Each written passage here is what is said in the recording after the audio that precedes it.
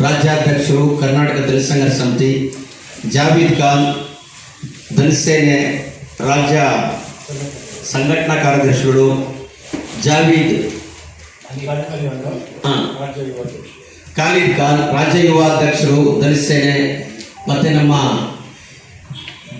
Murugan Ambedkar, doctor Bhimrao Ambedkar ದಲಿತ ಸೇನೆ, ಮತ್ತು ನನ್ನ ಜೊತೆಗೆ ಕಿಟಲ್ ಸೈನ್ಸ್ ಕಾಲೇಜ್.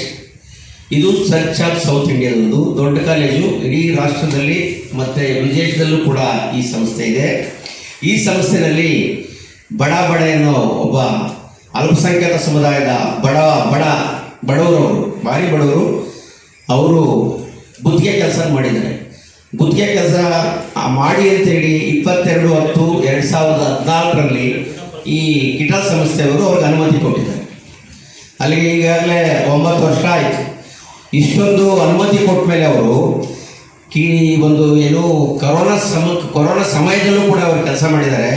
1.5 ಕೋಟಿ ರೂಪಾಯಿ ಸಾಲ ಮಾಡಿ ಬಿಲ್ಡಿಂಗನ್ನು ಫಿನಿಶ್ ಮಾಡಿದ್ದಾರೆ. ಕಾಲೇಜ್ ಒಂದು ಶಾಲೆಯನ್ನು ಫಿನಿಶ್ ಮಾಡಿದ್ದಾರೆ, ಎಜುಕೇಷನ್ ಸಂಸ್ಥೆಯನ್ನು ಫಿನಿಶ್ ಮಾಡಿದ್ದಾರೆ.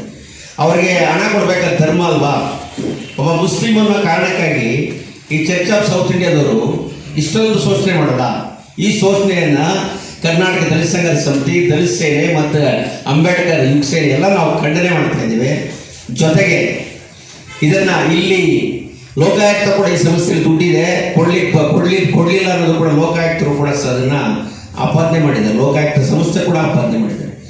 ನಮಗೀಗ ಅನಿಸ್ತಾ ಇದೆ ಈ ಚರ್ಚ್ ಆಫ್ ಸೌತ್ ಇಂಡಿಯಾದವರು ಒಂದು ಎಜುಕೇಷನ್ ವಿಚಾರದಲ್ಲಿ ಕಾಂಟ್ರಾಕ್ಟ್ಗಳನ್ನು ಶೋಷಣೆ ಮಾಡ್ತಾ ಇದ್ದಾರೆ ಅಂತ ಈ ನಮ್ಮ ಬಡವರ ಪ್ರಕರಣದಲ್ಲಿ ನಮ್ಗೆ ಗೊತ್ತಾಗ್ತಾ ಇದೆ. ನಿಲ್ಲಿಸಬೇಕು, ಅವ್ರಿಗೇನಿದೆ ಪರಿಹಾರ ಮಾಡಬೇಕು ಅಂತೇಳಿ ಅವರು ಕೊಟ್ಟಿರ್ತಕ್ಕಂತಹ ಬಿಲ್ಗಳು ಅದು ಸುಳ್ಳಾಗಿರ್ತದೆ. ಯಾಕಂದರೆ ಅದರಲ್ಲಿ ಡೇಟ್ ಇರೋದಿಲ್ಲ ಅಂತೇಳಿ ಆ ಸಂದರ್ಭದಲ್ಲಿ ನಾವೇನು ಮಾಡ್ತೀವಿ, ಆ ಪ್ರಿನ್ಸಿಪಲ್ಲು ಅಲ್ಲಿ ಏನು ಕುಂತು ಪ್ರಿನ್ಸಿಪಲ್ ಸ್ಥಾನದಲ್ಲಿ ಕುತ್ಕೊಂಡಿದ್ದಾನಲ್ಲ, ಸ್ಟ್ಯಾನ್ಲಿ ಪೀಟ್ರು ಫೇಲ್ ಆಗಿರ್ತಾನೆ. First year second year fail ಆಗಿರ್ತಾನೆ. 13 ಮಾರ್ಕ್ಸ್ ತಗೊಂಡಿರೋನಿಗೆ ಕೆಟಲ್ ಸೈನ್ಸ್ ಕಾಲೇಜ್, ವಿಜ್ಞಾನ ಕಾಲೇಜಲ್ಲಿ ಪ್ರಿನ್ಸಿಪಲ್ ಸ್ಥಾನವನ್ನು ಕೊಡ್ತಾರೆ. ನೀವು ಈ ಮಾಧ್ಯಮದ ಸ್ನೇಹಿತರು ತಾವುಗಳು ಅರ್ಥ ಮಾಡ್ಕೊಳ್ಳಿ, ಇಲ್ಲಿ ಜಾತಿವಾದ ಯಾವ ರೀತಿಯಲ್ಲಿ ನಡೀತಾ ಇದೆ ಅಂತೇಳಿ. ಕಮ್ಯುನಿಟಿ ಆಗಿ ಒಬ್ಬ ಮೈನಾರಿಟಿಗೆ ಅನ್ಯಾಯ ದಬ್ಬಾಳಿಕೆ ಮಾಡೋದು ಸರಿ ಇಲ್ಲ. ಮಾರ್ಟಿನ್ ಬರ್ಗಾಯ್ ಈಗ ಇವ್ರದ್ದು ಸಮಯ ಬಿಷಪ್ ಇಂದ ಆಗಿದೆ. ಚೆನ್ನೈಯಲ್ಲಿ ಯಾವುದೋ ಎಲೆಕ್ಷನ್ ನಡೀತಾ ಇದೆ ಅಂತೆ. ಈಗ 21ನೇ ತಾರೀಕಿಗೆ ಇವರು ಮಾಡ್ರೇಟ್ ಆಗ್ತಾರೆ. ಮಾಡ್ರೇಟ್ ಆದರೆ ಇವರು ಬಿಷಪ್ ಸ್ಥಾನವನ್ನು ಬಿಡ್ತಾರೆ. ಆ ಬಿಷಪ್ ಸ್ಥಾನದಲ್ಲಿದ್ದು ಎಷ್ಟು ಹಗರಣಗಳು ಮಾಡಿದಾರೋ, ಎಷ್ಟು ವಂಚನೆಗಳು ಮಾಡಿದೆಯೋ ಅದೆಲ್ಲ ವಾಶ್ ಔಟ್ ಆಗ್ತದೆ.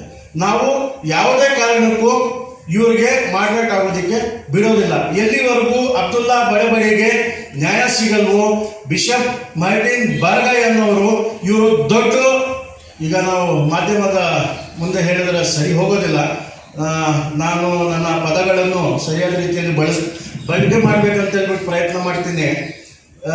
ಈ ಜರಿ ಮಾಡುವಂತಹ ಬಿಷಪ್ರು ಇಡೀ ರಾಜ್ಯದಲ್ಲಿ ನಿಮಗೆ ಸಿಗೋದಿಲ್ಲ. ಆಮೇಲೆ ಇವರು ವಿಲ್ಸನ್ ಮೊಯ್ಲಿ ಅಂತ ಹೇಳಿ ಇವ್ರ ಮೇಲೆ ದುಡ್ಡು ತಗೊಂಡಿರೋದು CSI ಕಮ್ಯುನಿಟಿನವರೇ ಇವ್ರ ಮೇಲೆ ಆರೋಪ ಮಾಡಿದ್ದಾರೆ. ಲಕ್ಷಾಂತರ ರೂಪಾಯಿ ದುಡ್ಡು ವಂಚನೆ ಮಾಡಿರೋದು ಇವ್ರ ಮೇಲೆ ಆರೋಪ ಇದೆ. ಬಡಬಡಿಗೆ ದುಡ್ಡು ಕೊಡಿ ಅಂದ್ರೆ ಇವ್ರ ಹತ್ರ ದುಡ್ಡಿಲ್ಲ ಅಂತ ಹೇಳ್ತಾರೆ. ಇವರು ವಿಜಯ್ ಕುಮಾರ್ ಡಿಂಡಿನ್ ಅಂತೇಳಿ ಇವ್ರ ಕೆಲಸನೇ ಡಿಂಡಿನ್ ಮಾಡೋದು, ಬೇರೆ ಏನು ಬರಲ್ಲ ಇವ್ರಿಗೆ.